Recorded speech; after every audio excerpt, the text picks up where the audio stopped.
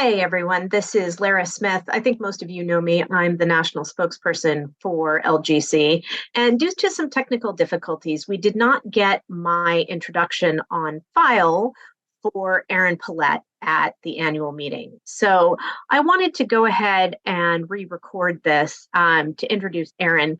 She is the founder of Operation Blazing Sword. And a couple of years ago, she was asked by Gwyn to take over Pink Pistols. Erin is probably the most important person in the gun rights community for LGBTQIA gun rights in the US and possibly even in the world. Her organizations and ours really align philosophically as far as the Second Amendment being for everybody. Erin, on top of being amazing and having really put in all this work, when she founded Operation Blazing Sword, she founded it right after Pulse. And she really realized that the community just desperately had a need for this and for self-defense. But on top of just being this amazing person in the 2A world, she's also one of my good friends. And I really hope you all enjoy everything she talked about when you hear her speech. She's an incredible speaker. She's very fun. She's incredibly funny. She was by far the best dressed person at the annual convention the entire time. And she's just enormously fun, but enormously important and interesting to listen to. What she has to say is incredible. And also her position in the firearms community is just really unique. And we're so lucky to have had her at our convention this year and to have her as a speaker. So without anything further, I hope you enjoy Erin's talk to all of us and learning more about Operation Blazing Sword and Pink Pistols. You're good. Okay. I really wasn't joking when I said that Lara kind of stole my thunder. I'm not really quite sure how to proceed from here, but fortunately, I don't write speeches, I write outlines, and I've been doing this for 7 years, so I am used to pulling this from my posterior. So prior to her introduction, by a show of hands, who has heard of Operation Blazing Sword? All right. Wow, why am I here? Okay. Yeah. We believe in it, but only earlier at this convention. Yeah, Mike Ross, who has been my point of contact, wanted me to talk about the origin of Blazing Sword, and I'm not really sure if I need to do that because you've heard of us. And I assume everyone's heard of Pink Pistols by this point, yes? Yes? Chrissy, I don't see your hand raised. Oh, sorry. All right. How are you eating cheesecake? Eating cheesecake is very important. I'm not going to stop you there. Okay, so hey, this is going to be a lot more informal, and I think that actually fits given the allure of the particular event we've got here. So I want to correct one point. Gwyn Patton was not the founder of Pink Pistols. That was Douglas Crick, aka Cricket. And Pink Pistols was founded in 2000, and it was invented before it existed. And by that I mean, there is a gentleman named Jonathan Rauch, or Rauch, I do not know how to pronounce his name, and I apologize if he ever sees this video. And he was a writer for Salon back in 2000. And he told the story of a young man named Austin Falk, who in 1987 was almost killed by a group of homophobes. So as the story goes, it was a summer night, and Austin was a young gay man, and he was in a park, and he was chatting with another gay man. And as they were chatting, a car full of men drove past, shouting homophobic remarks, including such comments as "catch AIDS and die." Okay, such is the life of being a gay man in the 1980s. But then the car stopped, and 4 of them got out. And one of them was armed with a baseball bat, the other with a tire iron. And that's when Austin was convinced he was going to die. And he very well might have, if his companion had not reached into his own car and produced a firearm. And he fired a warning shot, which, by the way, I don't recommend. I think we all know that you legally own every shot you fire, and if you don't know where you're aiming, you could hit someone. So don't do warning shots. But in this case, there was a happy ending, and he fired the shot, and those 4 violent homophobes decided that they had somewhere else to be. And in military parlance, they unasked the AO very quickly. And so 13 years later, Jonathan Rauch writes about this in an article titled The Pink Pistols. And he suggests that given that concealed carry was prevalent in, I believe it was 31 states at the time, and homophobia was still rampant, that gay people should arm themselves and they should create a group, let's just call it the Pink Pistols, for self-defense. And Douglas Crick said, hey, that's a great idea, I should do that. And the Pink Pistols were created.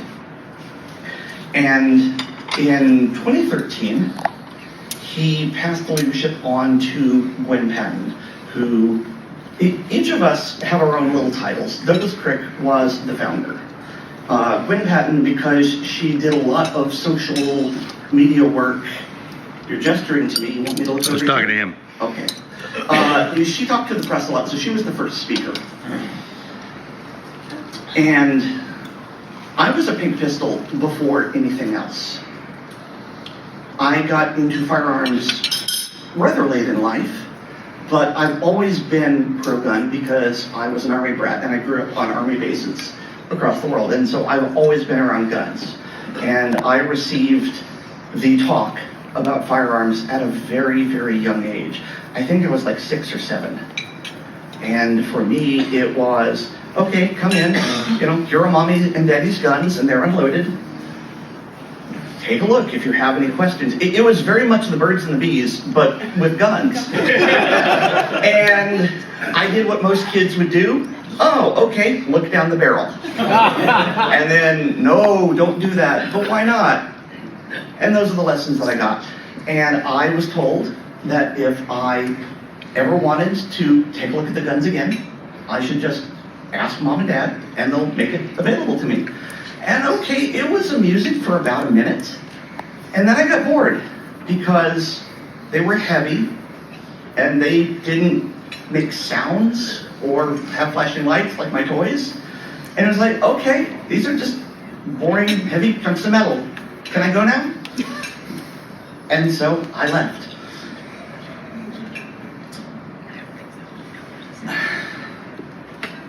And it's this basis in education that I think is really lacking today.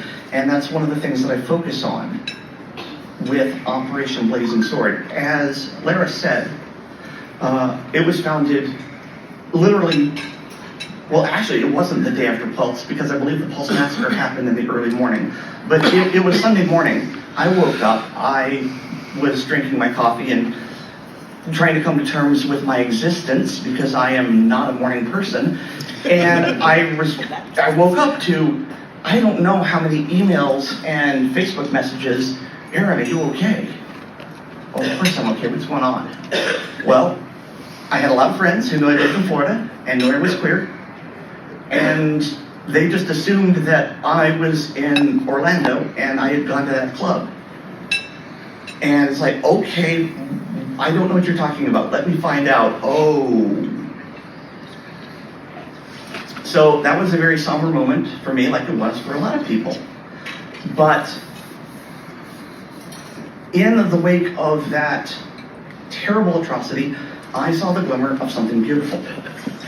And what I saw was groups of people reaching across the cultural and political aisle to people who were their ideological opposites, perhaps even enemies. And they were saying, I don't care what your politics are. I don't care what your sexuality is. I don't care how you dress or what you have between your legs. What is important is that you are a human being. You have the right to life. you deserve to be able to defend yourself as best you can. And I want to teach you. So if you want to learn how to use a gun, contact me. And I'll take you to the range. I'll bring the gun. I'll provide the ammunition. I will bring the eye protection, hearing protection, all of it. All you have to do is show up and learn.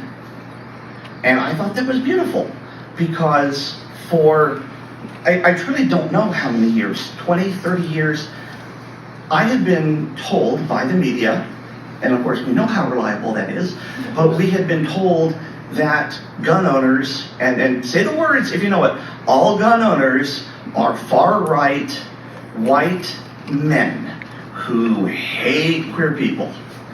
And we'd also been told that all queer people are far left who love gun control and hate guns. But that wasn't the case. I mean, yes, it exists because humans exist on a spectrum of good to evil. But the vast majority of people, I try to believe, have good hearts. And so these wonderful people, and there were many of them, they were reaching across the aisle and saying, I want to teach you, but the way social media works, the way the algorithm works, I knew that the people who needed to hear this message wouldn't hear it. But being as I had my feet in both camps of gun owner and queer, I thought, well, okay, I'm the intersection here. And I started making a list of these people and their contact information. I don't know if I bumped something or if it just timed out. It timed out. Okay. And so I started making a list. And I truly thought I would get about a dozen names, and it would be my good deed for the day, and that's all. Boy, was I wrong. This snowballed, avalanched into what it is today. And it was absolutely crazy. I mean, by the end of the day, we had over 100 names, and I had acquired multiple assistants to help me process all the information because it was coming in so quickly. And there were multiple queer people reaching out saying, you know, all my life I've been anti-gun, but after seeing what happened at Pulse, I think I need to reassess that. I think I need to consider armed self-defense. And so after that craziness, so it's called Blazing Sword because I am a massive nerd. And I needed a name for this organization, which I thought would eventually fold back into Pink Pistols. And because I'm a massive nerd, I made it a Voltron reference. For people who didn't grow up in the 1980s, Voltron was a giant robot that was comprised of 5 smaller lion robots that were piloted by the heroes. And whenever the giant monster would come to threaten the peaceful people of whatever the planet was called, I don't remember, they would fight it ineffectually in their robot, in their lion robots. And then they would always come together to form Voltron. And Voltron's finishing move was to form the Blazing Sword, which would cut through the monster and would end the episode. And so my thinking was, well, we'll eventually come together with Pink Pistols, much like Voltron. So let's just call it Blazing Sword. Because I didn't think it was going to be its own separate entity. And I talked to Gwen, and I said, hey, Gwen, I'm doing this thing. Do you want a part of it? And she said, no, I am way too busy talking to the media. You're doing a fantastic job, Erin. You keep doing that. Okay. And we just kept getting volunteers. And I'm going, okay, we should probably turn this into a nonprofit. But we need a name for it. And I asked the people who were helping me, what do we call this thing? And they said, well, we've been calling it Blazing Sword. Why not just go with that? We like it. So I wanted to make it sound a little more official, a little less fangirlish. So that's why it's called Operation Blazing Sword, because it sounds a little bit more organized. When in reality, we are herding several Olympic-sized pools worth of cats. Oh, do I relate? Oh, do I relate?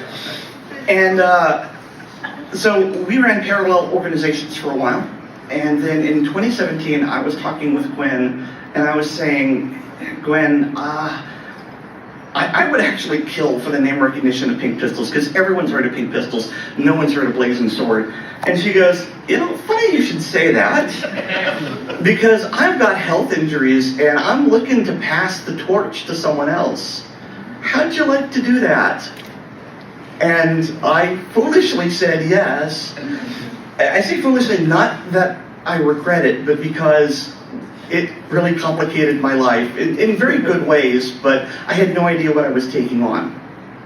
And so in 2018, Pink Pistols incorporated into Blazing Sword. Even though it is the older organization, Pink Pistols never incorporated because of its history, and that's a different topic. But they were very cellular in origin, whereas Blazing Sword was first a nonprofit, then a 501c3 tax-deductible charity on the national level. And so in 2018, the two merged, making us the largest pro-gun queer group, or pro-queer gun group, take your pick, in the nation and probably the world. As of this moment, we have about 45 chapters of Pink Pistols. It fluctuates, and we have 1,580 some odd volunteers throughout the United States and various other countries too. It's every state, every major metropolitan area. We have 3 to 5, I think, in Canada. We have a Pink Pistols chapter in Toronto, which is doing great work there. We have a few volunteers in Australia trying to grow gun culture. And we have a couple in Europe. I want to say Spain and Hungary. I'm not entirely sure. But yeah, they are all trying to grow the gun culture. And our mission now is the same as it was back in 2016. We want to reach out to the gun curious, the people who previously had thought, I'll never own a gun, I don't want to own a gun, guns are bad. And then something has happened in their lives where they go, maybe I should know how to defend myself. Because one of the things I like to say is that we don't teach abstinence-only sex education in our schools. Why do we teach abstinence-only gun education? And I think everyone, even if they aren't gun owners, should know how to render a gun safe. And so the goal of Blazing Sword is to educate these people, to remove the fear of the unknown, to remove ignorance, so that they can then make an informed decision about firearms. And if they decide firearms aren't right for them, God bless them. Because if you don't want a gun, you shouldn't have one. But it's good to know how to render one safe, because you never know when you might come across a loaded gun. And as I like to say, once you are informed about how guns work, a lot of the scary rhetoric about gun laws tends to dissolve. And so, on the other hand, if people go shooting and they decide, guns are fun, guns are for me, I want to get a concealed carry pistol, or I want to get a hunting rifle, or I want to get something for home defense. Well, that's like going prom dress shopping with your girlfriends. And it's like, oh, you want guns? Okay, well, let's talk about what you want. Let's talk about caliber.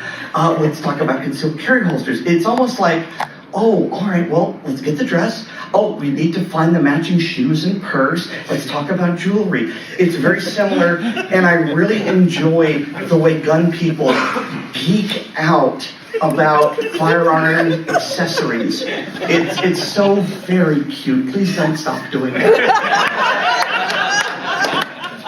And so I don't have the hard numbers in front of me, but what I can tell you is that we continue to teach more and more people. And we actually only rely on self-reporting because I'm not going to force people to out themselves. Some people, they don't want to out themselves as being queer, although we will teach everyone. We are queer focused, but it doesn't matter. If you want to learn, we will be happy to educate you.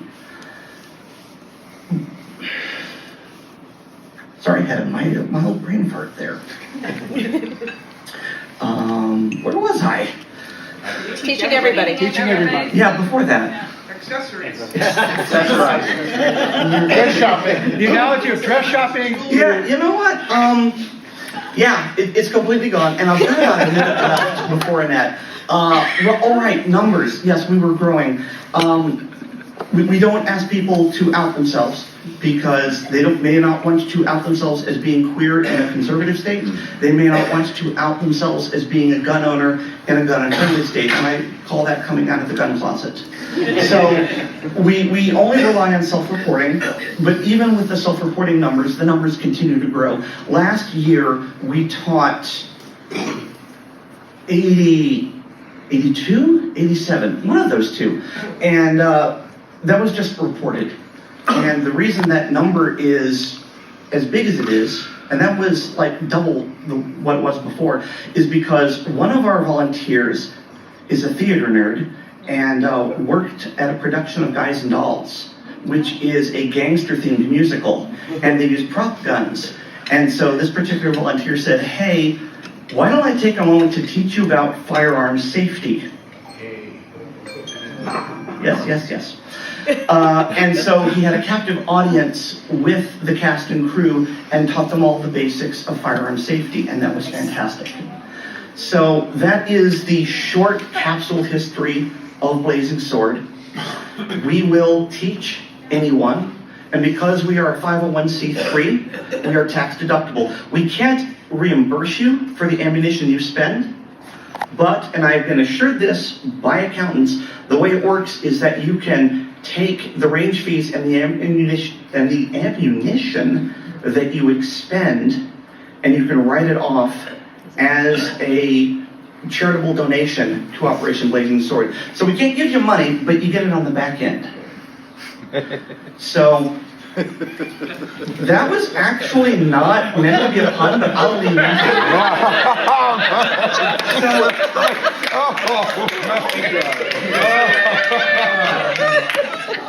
So You have a friendly room for that one, though. Thanks. So in conclusion, I want to thank you all for listening.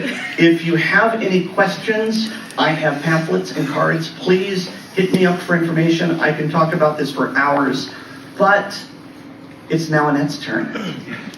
Thank you much. I have a question.